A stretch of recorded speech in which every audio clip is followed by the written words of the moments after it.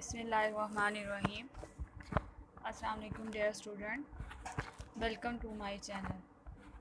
Second lecture to the graph theory. Discuss some basic definition. Firstly, we discuss a simple graph. Simple graph, loops and parallel edges. Free graph is called simple graph. Otherwise, the graph is non-simple.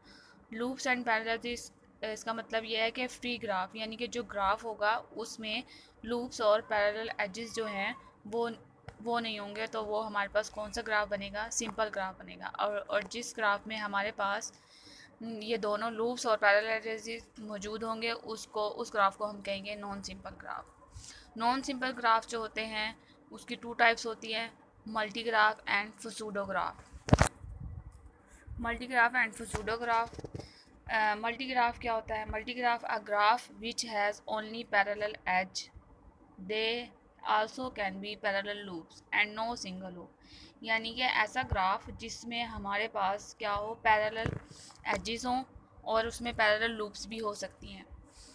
यानी कि एक हमारे पास as बन रहा है, जैसे ये हमारे पास एज है, तो इसके यानी कि पैरेलल लूप्स, ये हमारे पास पैरेलल लूप्स आ रही हैं ई वाले पॉइंट पर।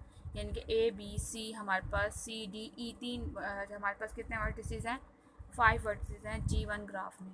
तो जहाँ ई है वहाँ पर पैरेलल लूप्स बनी हुई हैं। और ये नॉन सिंपल ग्राफ इसलिए है क्योंकि हमारे पास सिंपल ग्राफ में नॉन सिंपल ग्राफ इसलिए है क्योंकि हमारे पास उसमें लूप्स, पैरेलल लूप्स और पैरेलल एजेस नहीं होते। और ये वाला जो ग्राफ है ये हमारे पास मल्टी ग्राफ भी कहलाता है। नेक्स्ट है फसूडोग्राफ।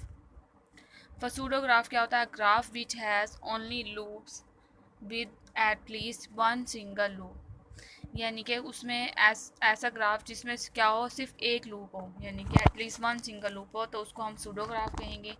इसकी सेकंड डेफिनेशन है graph which has both parallel edges and loops with at least one single loop. यानी कि उसमें parallel edges, both parallel edges और लूप्स तो हो सकते हैं, लेकिन जो लूप होगी वो हमेशा सिंगल होगी। पैरेलल एजेस तो मौजूद होंगे लेकिन क्या होंगे हमारे पास, उसमें लूप जो होगी वो सिंगल होगी। जैसे कि G2 ग्राफ में आपको नज़र आ रहा है।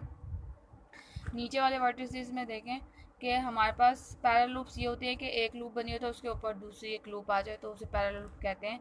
ये एक ही वर्टिसेस पे दो लूप्स बनी हुई हैं। तो इस तरह से ये हमारे पास क्या होंगी, पैरेलल लूप्स नहीं है लेकिन सिंगल लूप है, इसको फसूडोग्राफ करेंगे। इसी तरह हमारे पास G3 की एग्जांपल है फसूडोग्राफ की, क्योंकि इसमें सिंगल लूप आ रही है। और G4 की जो है, अगर मैं यहाँ पे G3 को देखूँ तो ये मेरे पास कौन सा ग्राफ बनेगा? नॉन सिंपल ग्राफ भी बन सकता है। क्यों नॉन सिंपल ग्राफ बन सकता है G3 ग्राफ? क्योंकि इसमें हमारे पास सिंगल लूप आ रही है। क्योंकि हम सिंपल ग्राफ में कहते हैं कि वो हमारे पास क्या हो, लूप भी ना हो और हमारे पास पैरेलल एजेस भी ना हो, तो वो सिंपल ग्राफ बनता है। तो ये एग्जांपल आपके पास नॉन सिंपल की ग्राफ की भी आ गई। G4 है, ये भी सूडोग्राफ आ जाएगा आपके पास। इसी तरह G5 देखें, इसमें G5 में जो है ना, ये एग्जांपल आपके पास सिंपल ग्राफ की, क्योंकि इसमें लूप भी नहीं है और पैरेलल एजेस भी नहीं है। हर एज दूसरे एज के साथ ये इनके मैप हो रहा है।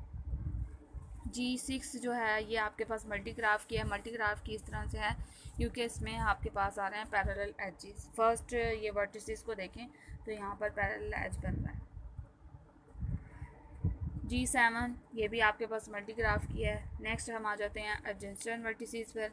Adjacent vertices are those which are joined by an edge, otherwise they are non adjacent. ऐसे हमारे पास वर्टिसेस जो कि ज्वाइन हो हर किसी एज के साथ, यानी कि एडजेसेंट वर्टिसेस। अगर हम एज की बात करें, एज हम लाइन को रिप्रेजेंट करते हैं और जो वर्टिसेस होता है वो जो हम डॉट या कोई भी हम सर्कल से रिप्रेजेंट करते हैं वो हमारे पास वर्टिसेस होता है। जो लाइन है वो कह रहे हैं कि हमारे पास वर्टिसेस जो है वो ज्वाइन होना चाहिए किसी भी एज के साथ, तो वो एडजेसेंट वर्टिसेस कहलाएंगे, अदरवाइज नहीं। जैसे कि एग्जांपल नंबर अगर हम यहाँ पर देखें, ये G5 को देखें तो ये फर्स्ट वर्टिसेस सेकंड के साथ, सेकंड थर्ड के साथ, ये फोर्थ है। लेकिन ये जो एक वर्टिसेस है इसमें G5 में ये क्या है, मैप नहीं हो रहा, किसी के साथ भी एज नहीं बना रहा, तो ये नॉन एडजेसेंट होगा। बाकी ये जो है ए बी के साथ एडजेसेंट है और बी सी के, अगर मैं इस पर रिप्रेजेंट करूँ फर्स्ट सेकंड के साथ, सेकंड थर्ड के साथ, इस तरह से ये आपको एडजेसेंट और नॉन एडजेसेंट की एग्जांपल यहाँ पर समझ आ सकती है। अब नेक्स्ट हम चलते हैं, same things are combine together is called adjacent. अगर सेम थिंग्स कंबाइन हो यानी कि जो बिल्कुल सेम थिंग्स आपस में कंबाइन हो रही हैं उसे एडजेसेंट कहेंगे, और different things are combine together is called, अगर डिफरेंट थिंग्स यानी कि अगर एक वर्टिसेस के साथ दो एजेस कंबाइन हो रहे हैं और दूसरा एक एज भी कंबाइन हो रहा है तो इंसिडेंट कहलाएगा, यानी कि different things are combine together is called incident कहलाएंगे। अब आ जाते हैं एज लूप। एज लूप क्या होती है हमारे पास, यानी वो एज जो उसी वर्टेक्स से शुरू हो और उसी वर्टेक्स पर ख़त्म हो जाए तो वो हमारे पास एज लूप कहलाती है।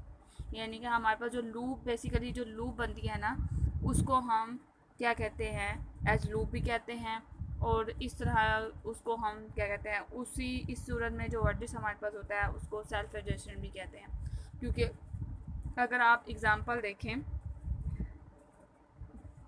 ऊपर मैं आपको दिखा देती हूँ एग्ज़ाम्पल इसकी, कि जैसे ये वाली लूप बन रही है, ये ऊपर लूप बन रही है, स्टार्टिंग पॉइंट भी वही है, एंडिंग पॉइंट भी वही है उसका वर्टिसेस के ऊपर, यानी कि इसको सेल्फ एडजस्टेंट भी कहेंगे और एज पैरेलल एज भी कह सकते हैं इसको। ठीक है, तो हम अपनी डेफिनेशन की तरफ चलते हैं। अच्छा जी, edge are adjacent. Edge are adjacent कैसे होंगे हमारे पास, similarly two edge are adjacent if there is a common vertex between them. यानी कि जैसे हम कोई भी एज है, दो लाइन कंबाइन हो रही हैं और उसके दरमियान में एक एज पे यानी कि वर्टेक्स पे कंबाइन हो रही हैं तो उसको हम कहेंगे कि हमारे पास क्या है, वो एज आर एडजेसेंट कहलाएगा। जैसे मैंने आपको ऊपर जी 5 की एग्जांपल में आपको दिखाया था एडजेसेंट और नॉन एडजेसेंट की डेफिनेशन।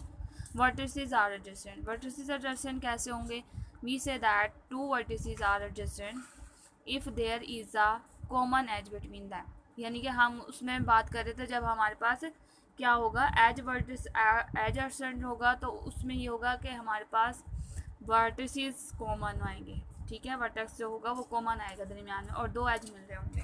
इसी तरह हमारे पास वर्टिसेस आर एडजेसेंट का मतलब ये है कि हमारे पास दो एजेस के दरमियान में जिनके दो हमारे पास क्या होगा, एक वर्टेक्स होगा उसके दरमियान में कॉमन, दो वर्टिसेस के दरमियान में एक एज कॉमन आ जाएगा, यानी कि दो वर्टिसेस को एक ही एज मिला रहा हो तो उसको हम कहेंगे vertices are adjacent.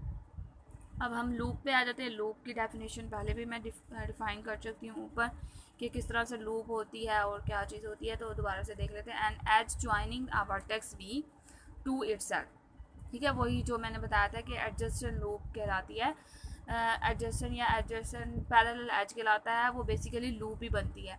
In this case the vertex V is said to be the self adjacent. ये बात मैं ऊपर भी कर चुकी हूँ आपको। ठीक है, ये दोबारा से पैरेलल एज। पैरेलल एज क्या होता है, if two vertices are joined by two और more than two finite number of edges then that edge are called parallel edge. यानी कि हमारे पास ऐसे वर्टिसेस जो ज्वाइन हो रहे हों दो या दो से ज़्यादा नंबर ऑफ एजेस के साथ। ठीक है, एक ही यानी कि दो हम अगर वर्टिसेस ले लें तो उसके ऊपर से भी ज्वाइन हो रहा और नीचे से भी हो रही, तो इस तरह के जो हमारे पास आ जाती हैं तो हमारे पास वो होते हैं पैरेलल एजेस होता है। टू और more than two edges join vertex to itself are also parallel which are called parallel loop. अगर हम इसी चीज़ को देखें, वो ज्वाइन कर देता है तो हम उसे क्या कहते हैं, पैरेलल है, एज पैरेलल है, तो वही हमारे पास क्या बन जाती है, पैरेलल लूप्स। एक बात यहाँ पर है कि हमारे पास सबसे पहले कि पैरेलल लूप्स जो है वो पैरेलल एज बना सकती हैं, लेकिन ज़रूरी नहीं है कि जो पैरेलल एजेस हैं वो पैरेलल लूप्स बनाएं। These are given the some remarks. Let G be a graph of order n and size s of g. Then अगर कोई भी हमारे पास ग्राफ है उसका ऑर्डर जो है एस ऑफ हमारे पास जी से रिप्रेजेंट कर रहे हैं तो उसकी दो प्रॉपर्टीज़ हैं जिससे हम सेटिस्फाई कर सकते हैं। The maximum size of the simple graph G is this formula and if S of G less than equal to N combination of two then G can be a simple. इससे हम satisfy कर सकते हैं कि हमारे पास अगर कोई भी ऑर्डर एन ऑर्डर का ग्राफ है कि वो सिंपल है या नहीं है इस फार्मूले से। अगर आई होप सो आपको हमारे लेक्चर पसंद आया होगा। थैंक्स एंड अल्लाह हाफिज़।